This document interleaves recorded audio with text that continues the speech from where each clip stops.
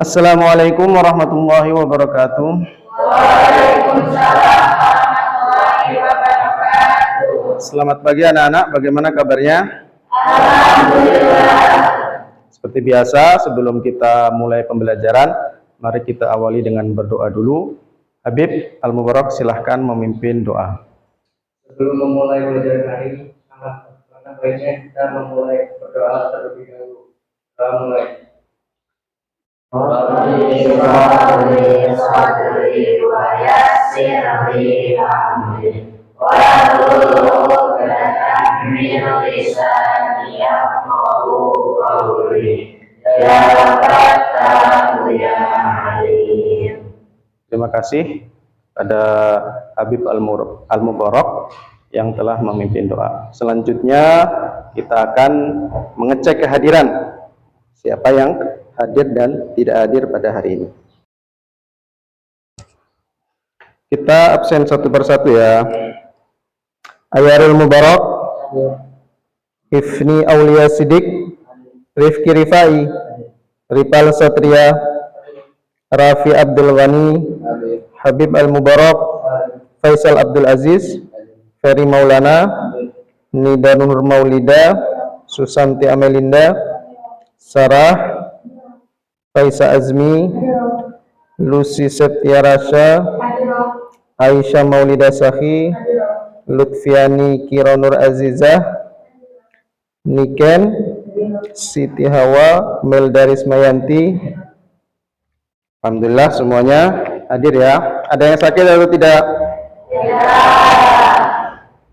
Alhamdulillah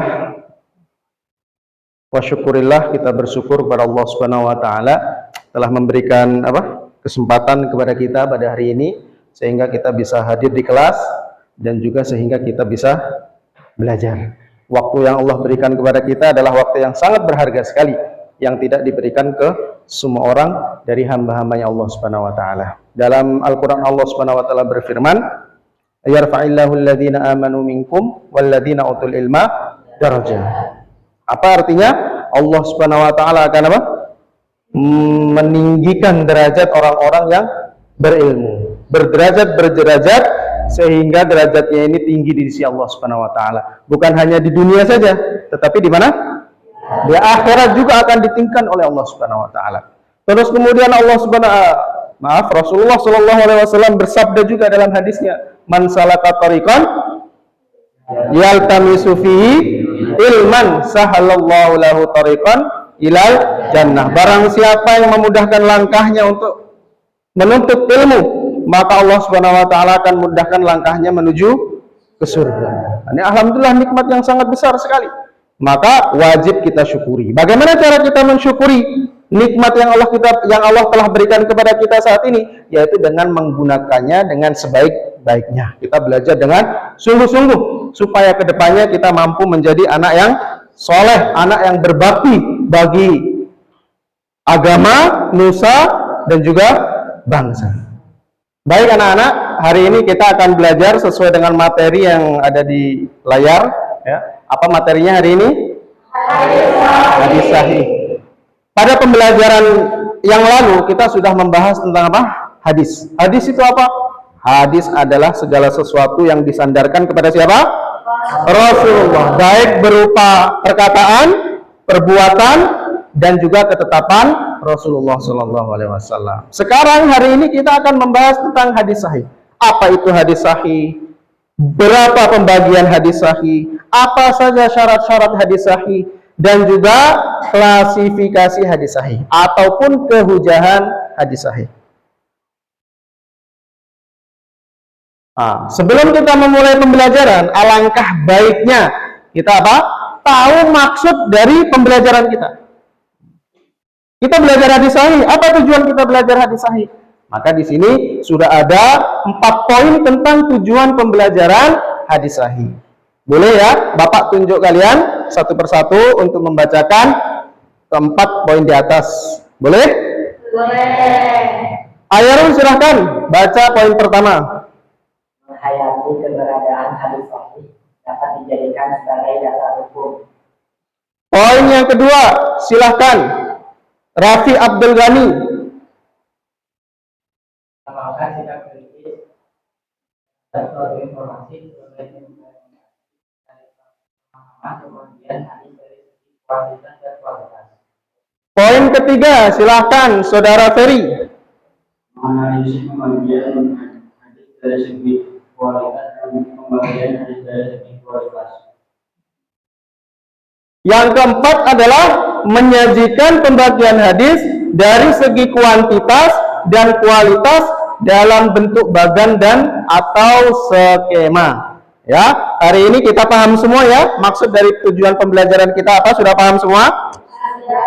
Kalau sudah, maka kita akan menuju slide berikutnya. Kita akan membahas hadis dari segi bahasa ataupun etimologi dan dari segi istilah, pengertian ataupun terminologi. Singkatnya, hadis sahih dari segi etimologi itu berarti ataupun bermakna sahih. Sahih itu artinya apa? Sehat. Melawan kata dari sakit. Dalam bahasa Arab, sakit ini artinya sakin. Berarti hadis sahih adalah hadis yang sehat. Oke. Kemudian secara terminologi atau secara istilah, hadis sahih adalah ma ittasala sanaduhu binaqlil adli dhabiti an mithlihi ila muntahahu min ghairi syududin wala illatin. Artinya adalah hadis yang bersambung sanadnya melalui penyampaian para perawi yang adil dan dhabit dari perawi yang semisalnya sampai akhir jalur periwayatan tanpa adanya syuzuz ataupun janggal dan tanpa adanya illat ataupun cacat. Maka hadis yang sahih adalah hadis yang terhindar dari cacat yang mampu mempengaruhi kesahihan hadis. Paham semuanya? Oke, baik, kita akan ke slide selanjutnya. Nah, ini syarat hadis sahih. Jika dirangkum hanya menjadi 5 poin ataupun 5 bagian kecil saja. Yang pertama, sanadnya bersambung. Yang kedua, perawinya harus bersifat adil. Adil ini ada yang tahu apa? Adil ini yang pertama adalah istiqomatuddin ataupun menjaga agamanya dengan baik. Yang kedua, artinya adalah muruah atau menjaga sopan santun dan tata keramanya dengan baik. Itu makna adil, bukan adil. Kita itu harus adil, harus sama, tidak boleh berbeda, bukan seperti itu. Tapi adil dalam konsep ilmu hadis adalah istiqomatuddin, bisa menjaga amal agamanya. Yang kedua apa? Menjaga muruahnya, tata keramanya atau sopan santunnya. Yang ketiga, perawinya harus bersifat dhabit. Dhabit ini juga dibagi menjadi 2 pengertian dhabit. Yang pertama, kuat hafalannya. Yang kedua apa? Mampu menjaga tulisannya. Ya, kuat hafalannya. Yang kedua, mampu menjaga apa? Tulisannya. Jadi seorang rawi itu harus yang cerdas, harus yang kuat hafalannya, mampu menghafal hadis dengan baik. Kemudian yang keempat, tidak adanya syadz ataupun janggal. Janggal itu apa? Maksudnya, apabila ada suatu hadis yang diriwayatkan oleh seorang yang fiqh, kemudian hadis tersebut bertentangan dengan riwayat rawi yang lebih fiqh atau awfaq dalam bahasa Arab, maka hadis tersebut dinamakan janggal ataupun hadis syadz. Yang kelima adalah hadis tersebut terhindar dari apa? Illa ataupun cacat. Paham semuanya ya? Baik, sekarang kita pergi ke slide selanjutnya. Slide selanjutnya.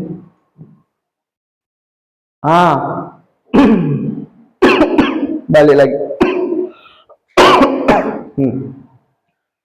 Baik, anak-anak, hadis sahih sendiri dibagi menjadi berapa? Menjadi 2. Sahih lidatihi dan sahih li ghairihi. Sahih lidatihi, hadis tersebut memang murni sahih karena 5 syarat tadi yang telah kita bahas ada di dalam hadis tersebut. Hadis sahih lidatihi adalah hadis yang di dalamnya memiliki apa? 5 syarat hadis sahih tanpa tertinggal 1 syarat pun. Apa 5 syarat tersebut? Ittisalus sanad, bersambung sanadnya, kemudian perawinya bersifat adil, terus kemudian perawinya bersifat dhabit, terus kemudian terhindar dari apa? Syadz, terus kemudian yang terakhir terhindar dari illat ataupun cacat. Sementara hadis sahih li ghairihi adalah hadis yang tidak memiliki apa? 5 syarat tersebut, baik hilang 1 syarat atau hilang lebih dari 1 syarat. Artinya hadis itu adalah hadis hasan yang kemudian dikuatkan oleh hadis yang lain yang berderajat sahih, sehingga hadis hasan tersebut menjadi hadis sahih li ghairihi, hadis yang sahih karena adanya hadis lain yang menguatkan hadis tersebut. Sampai sini paham? Baik. Kehujahan hadis sahih apabila suatu hadis telah dinyatakan sebagai hadis sahih, maka bagaimana kewajiban kita? Harus mengamalkan hadis tersebut. Kata Imam Syafi'i rahmatullah alaihi, "Idza shahal hadits fa huwa madhhabi." Begitu juga kata Imam Abu Hanifah rahimahullah, beliau berkata, "Idza shahal hadits fa huwa madhhabi." Jika suatu hadis telah dinyatakan sahih, maka ia adalah mazhabku, maka ia adalah peganganku. Maka kita sebagai seorang muslim, apabila kita memiliki atau mendengarkan atau kita telah mengetahui suatu hadis, kita baca di kitab-kitab hadis, terus kemudian kita belajar di kelas saat pelajaran Quran hadis ataupun pelajaran fikih dan pelajaran yang lainnya, kita mendapatkan suatu hadis itu dan juga hadis itu dalam keadaan sahih, maka kita wajib mengamalkannya. Insya Allah semuanya siap untuk mengamalkan hadis sahih? Iya.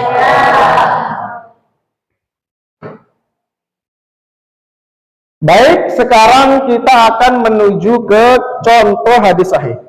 Ini hadis dari mana? Ada yang tahu? Dari mana saya ambil hadis ini? Dari kitab yang bernama Sahih Al-Bukhari. Dari mana? Sahih Al-Bukhari. Bukan orang Arab, tapi karena beliau memiliki keilmuan yang luar biasa sekali, memiliki hafalan yang sangat kuat, sehingga hafalannya beliau gunakan untuk menghafal hadisnya Rasulullah yang sangat banyak, sehingga beliau ini menjadi seorang muhaddis yang terkenal. Tidak ada seorang pun di dunia ini, seorang muslim pun di dunia ini yang insya Allah tidak mengenal yang namanya Imam Bukhari. Hadisnya mari kita baca. Haddatsana Abdullah bin Yusuf qala akhbarana Malikun an Ibnu Syihab an Muhammad bin Jubair bin Mut'im an abihi qala sami'tu Rasulullah sallallahu alaihi wasallam qara'a fil maghribi bit-turi. Artinya telah menceritakan kepada kami Abdullah bin Yusuf, ia berkata telah memberitahukan kepada kami Malik dari Ibnu Syihab dari Muhammad bin Jubair bin Mut'im dari ayahnya, ia berkata, aku telah mendengar Rasulullah sallallahu alaihi wasallam membaca di dalam surat Maghrib surat At-Tur. Kenapa hadis ini dinyatakan sebagai hadis yang sahih? Kenapa? Karena apa? Memenuhi 5 syarat yang telah kita bahas di depan tadi. Syarat yang pertama apa? Sanadnya bersambung. Sanadnya bersambung maksudnya setiap rawi bertemu dengan gurunya atau bertemu dengan rawi yang ada di atasnya. Jadi bertemu, melihat. Yang satu melihat yang lainnya. Artinya mereka hidup sezaman. Yang kedua adalah rawinya bersifat apa? Adil. Insya Allah semua rawi yang ada di mana? Di runtutan sanad ini adalah bersifat adil, mampu menjaga agamanya dengan baik dan juga mampu menjaga adabnya, tata keramanya, sopan santunnya dengan baik. Yang ketiga, rawinya bersifat apa? Dhabit, semuanya memiliki hafalan yang kuat, hafalan yang bagus, nggak ada yang pelupa. Ya.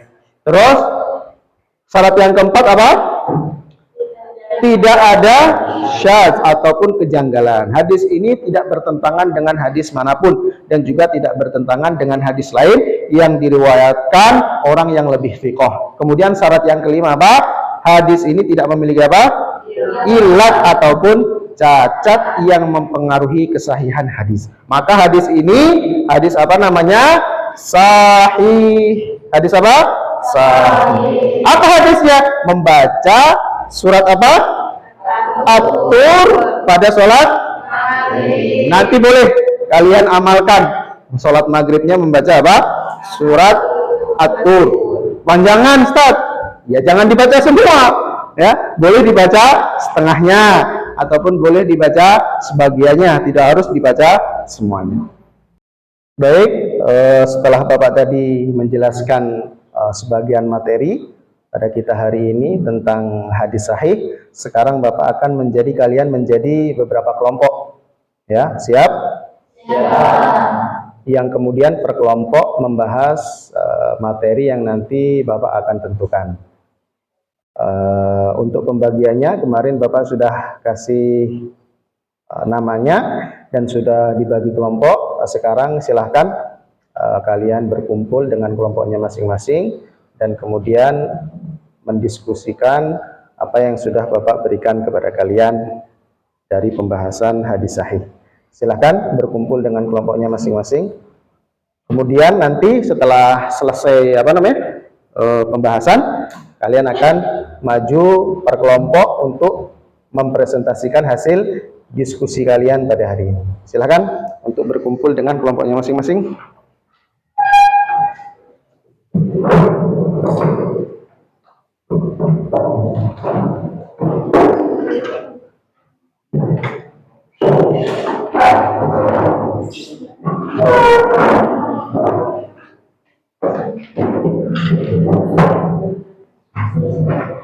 Sedikit saja yang diubah.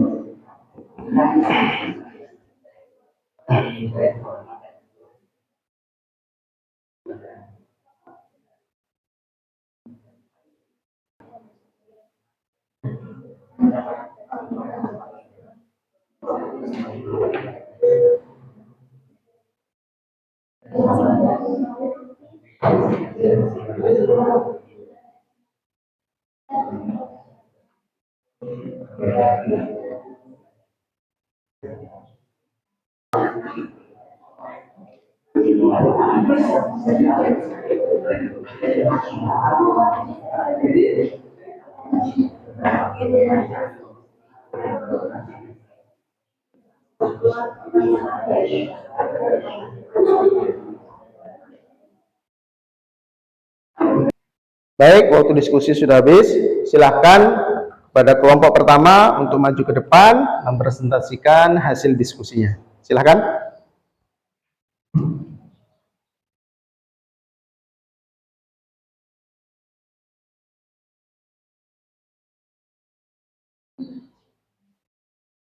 Ucapkan salam, kemudian perkenalkan dirinya, materi yang dibahas apa, kemudian silahkan presentasikan.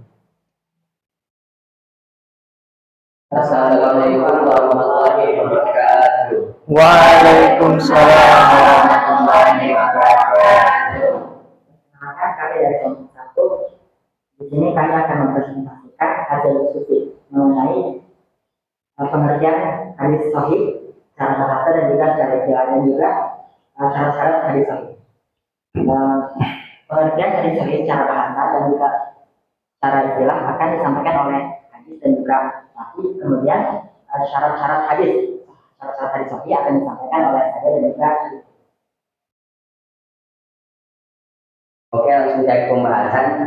Secara etimologi, kata sahih berasal dari bahasa Arab, yaitu sahihun yang berarti sehat. Kata ini merupakan antonim dari kata sakit yang juga merupakan bahasa Arab, yaitu yang berarti sakit. Dan digunakan untuk menyifati badan, maka makna yang digunakan adalah makna yang hakiki, yaitu makna yang sebenarnya. Sedangkan bila diungkapkan dalam ilmu hadis atau pengertian-pengertian lainnya, maka maknanya hanya bersifat kiasan ataupun majaz. Sedangkan secara istilah, pengertian hadis sahih adalah man tasolat sanaduhu binakul adi atau binti yang mislihi ilamun tahu min wali sudurin wal ilatin, yang artinya adalah hadis yang bersambung sanadnya melalui penyampaian para perawi yang adil, yang dobit dari perawi yang semisalnya sampai akhir tidak perhatian tanpa ada sudut dan juga tanpa ilah. Kemudian kita lanjut ke pembahasan mengenai syarat-syarat hadis sahih. Syarat-syarat hadis sahih yang sebagaimana yang telah kami diskusikan bahwa syarat-syarat hadis sahih itu ada 5. Yang pertama adalah ma'in fasolat sanaduhu, yang artinya bersambung sanadnya atau jalur riwayatnya. Maksudnya adalah bahwa masing-masing perawi itu mengambil hadis dari perawi di atasnya secara langsung dari awal periwayatan hingga akhir periwayatan. Kemudian syarat hadis sahih yang kedua adalah binaqlil adli, dan perawi yang disebut adil dan dikatakan adil ketika dia memenuhi syarat berikut. Yang pertama muslim, kedua balik, dan ketiga berakal, yang keempat tidak fasik, dan juga yang terakhir tidak murah di bawahnya di kalangan masyarakat. Selanjutnya, syarat dari sahih yang ketiga adalah perawinya Abdul di sini adalah orang yang mempunyai orang yang kuat sehingga bisa dibawa tidak mengalami perubahan sedikit. Oke, juga terbagi menjadi 2, dobi asumber dan dobi asumber. Dobi asumber adalah yang dimaksud dengan orang yang memiliki orang yang kuat. Karena dobi asumber adalah dobi yang karena kata perawinya yang memiliki, tetapi dobi perawi yang memiliki dobi al-kabar harusnya bisa diterima jika menyampaikannya dengan membawa keterangan. Kemudian syarat hadis sahih yang keempat adalah min ghairi syurutin, tanpa adanya syarat. Apa itu syarat? Syarat artinya janggal. Maksudnya adalah hadis itu diriwayatkan tidak bertentangan dengan hadis yang telah diriwayatkan oleh para perawi yang lain dengan jalur yang lebih terpercaya. Kemudian syarat hadis yang kelima atau yang terakhir adalah wala ilatin, tanpa adanya ilah. Ilah itu artinya cacat. Maksudnya apa? Maksudnya bahwa di situ tidak ada cacatnya. Dalam arti adanya sebab yang tersembunyi yang dapat mempengaruhi kesulitan hadis tersebut. Sementara zahirnya selamat dari cacat. Sehingga hadis sahih harus benar-benar selamat dan bebas dari yang namanya cacat hadis atau ilah.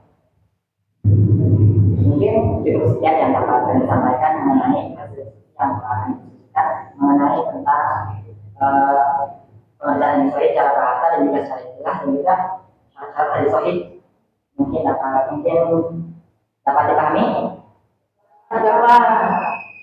Ya, wassalamualaikum warahmatullahi wabarakatuh. Waalaikumsalam warahmatullahi wabarakatuh. Baik, sangat bagus sekali presentasi yang telah diuraikan oleh kelompok pertama. Boleh kita kasih apresiasi. Untuk kelompok pertama, silahkan kembali ke tempat duduknya masing-masing. Kita lanjutkan dengan presentasi yang akan diuraikan oleh kelompok kedua. Bagi kelompok kedua, silakan untuk maju ke depan, kemudian mempresentasikan hasil diskusinya. Silakan.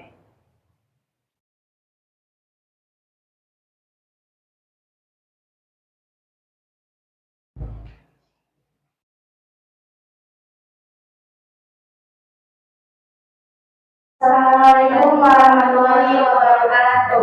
Waalaikumsalam warahmatullahi wabarakatuh. Sebelumnya, kami ucapkan terima kasih karena telah diberi waktu untuk bisa mempresentasikan pemahaman yang telah kami diskusikan. Berdirinya kami di sini untuk menjelaskan materi yang sudah dibagikan, yaitu tentang pembagian hadis sahih, kewujudan hadis, serta beberapa nama-nama kitab yang terdapat hadis sahihnya. Nama saya Syedul. Perkenalkan, nama saya Lucy Septiasa. Kami akan memulai dengan pembagian hadis sahih. Pembagian hadis sahih menurut ahli hadis dibagi menjadi dua bagian atau dua jenis. Yang pertama adalah hadis sahih li dzati dan juga hadis sahih li ghairi. Perbedaan dari keduanya terdapat dari segi hafalan atau ingatan perawinya. Sedangkan hadis sahih li dzati yaitu hadis sahih li dzati adalah hadis yang murni sahih karena terdapat 5 syarat, yaitu sanadnya tersambung, perawinya adil dan juga dhabit, dan tidak adanya syad atau kejanggalan dan tidak berilat ataupun cacat, dan bisa juga dinamakan hadis yang sempurna. Sedangkan hadis sahih li ghairi adalah hadis yang disebut atau dinamakan hadis yang kurang sempurna. Mengapa? Karena hadis sahih li ghairi tidak terbukti terdapat 5 syarat hadis yang sudah disebutkan tadi, seperti perawi yang adil, perawi yang bersifat lebih, tidak ada sujud, tidak ada ilah, nasabnya bersambung, tidak ada masalah tersebut. Jadi hadis sahih li ghairi ini tidak terdapat sebagian atau keseluruhan hadis syarat-syarat dari hadis sahih. Tetapi meskipun tidak terbukti sebagian atau keseluruhan, tidak dapat dikatakan bahwa hadis sahih li ghairi adalah hadis yang dusta. Mengingat bahwa hadis sahih li ghairi ini tercipta karena hadis hasan, yaitu yang rawinya kurang tepat, didukung oleh hadis sahih yang lain, yang dimana setelah hadis sahih li ghairi. Setelah kita mengetahui pembagian hadis sahih, saya akan menjelaskan tentang hujan hadis. Apa sih yang harus kita lakukan jika suatu hadis telah memenuhi persyaratan hadis sahih? Jika suatu hadis telah memenuhi persyaratan hadis sahih, wajib diamalkan sebagai apa? Sebagai hujjah atau dalil syarat, sesuai dengan ijma para ulama hadis dan sebagian ulama usul dan fikih. Kesepakatan ini terjadi dalam soal-soal yang berkaitan dengan penetapan halal dan haram sesuatu, tidak dengan hal-hal yang berhubungan dengan akidah. Dari segi persyaratan hadis sahih yang telah dipenuhi dapat dibagi menjadi 7 tingkatan. Tingkatan pertama yaitu hadis yang disepakati oleh Bukhari dan Muslim atau disebut dengan hadis muttafaq alaih. Yang kedua, hadis yang disepakati oleh Imam Bukhari saja. Yang ketiga, hadis yang disepakati oleh Imam Muslim saja. Yang keempat, hadis yang diriwayatkan orang lain memenuhi persyaratan Bukhari dan Muslim. Yang kelima, hadis yang diriwayatkan orang lain memenuhi persyaratan Imam Bukhari saja. Yang keenam, hadis yang diriwayatkan orang lain memenuhi persyaratan Imam Muslim saja. Yang ketujuh, hadis yang dinilai sahih menurut ulama hadis selain Imam Bukhari dan Muslim dan tidak mengikuti persyaratan keduanya, seperti Ibnu Zaimah, Ibnu Hibban dan lain sebagainya. Setelah kita mengetahui dari pembagian hadis, dari pengujaran hadis, di mana sih kita bisa mendapatkan hadis dan bisa mengetahuinya? Kita bisa mengetahuinya dari hadis Al-Tirmidzi, dari hadis Mu'attaf Al-Mali. Tapi kalau kita misalnya benar-benar pengen tahu dan pengen itu nggak ada cacat apapun itu dan itu beneran hadis sahih, kita bisa mencarinya dari hadis Al-Bukhari, dari hadis Muslim, dari hadis Ibnu Zaimah. Kemudian pemahaman kami tentang pembagian hadis, pengujian hadis serta beberapa nama kitab hadis sahih. Mohon maaf jika ada salah kata. Wassalamualaikum warahmatullahi wabarakatuh. Waalaikumsalam. Sangat bagus sekali presentasi yang telah dibawakan, diuraikan oleh kelompok. Maka boleh kita berikan apresiasi. Baik, anak-anak, kesimpulan dari apa yang kita pelajari hari ini adalah bagaimana kita jangan langsung percaya ataupun langsung menerima suatu hadis yang kita dapatkan, yang kita dengar, ataupun yang kita temukan dimanapun itu, maupun di kitab-kitab yang kita pelajari ataupun di buku-buku yang kita baca. Jika hadis tersebut tidak masuk kriteria hadis apa? Hadis sahih. Maka hadis itu banyak sekali macamnya. Ada hadis sahih, ada hadis hasan, ada hadis dhaif, dan juga ada hadis maudhu. Tapi apabila kita hafal atau kita ini memahami dari pembelajaran kita hari ini bahwa syarat-syarat 5 tersebut yang telah kita pelajari ada di dalam suatu hadis, maka hadis tersebut dinamakan hadis sahih. Maka kita bisa mengamalkan hadis tersebut. Apabila hadis itu tidak memiliki 1 syarat, 2 syarat, ataupun 3 syarat, dari syarat-syarat hadis sahih, maka hadis tersebut tidak bisa kita amalkan karena derajatnya bukan derajat sahih, akan tetapi derajat yang lain. Boleh pada anak-anak supaya kita ini kembali ke tempatnya masing-masing, terus kemudian ditata mejanya masing-masing sebelum kita ini mengakhiri pembelajaran kita pada hari ini. Silahkan untuk menata mejanya masing-masing seperti keadaan kita ketika baru memulai pembelajaran. Mari kita akhiri pembelajaran kita hari ini dengan berdoa juga kepada Allah Subhanahu wa taala, karena dalam hadis Nabi, innamal a'malu bil khawatim, segala sesuatu dilihat dari akhirnya. Agar majelis kita tidak dinamakan majelis yang lalai, agar perkataan kita yang sia-sia dalam pembelajaran kita hari ini diampuni oleh Allah, dan agar apa yang kita pelajari pada hari ini bermanfaat untuk kita, untuk orang di sekeliling kita, dan juga untuk masa depan kita. Mari kita akhiri pembelajaran kita dengan membaca doa kifaratul majlis. Subhanallah bihamdihi, subhanakallahumma wa bihamdika, asyhadu an la ilaha illa anta, astaghfiruka wa atubu ilaik. Wassalamualaikum warahmatullahi wabarakatuh. Waalaikumsalam warahmatullahi wabarakatuh.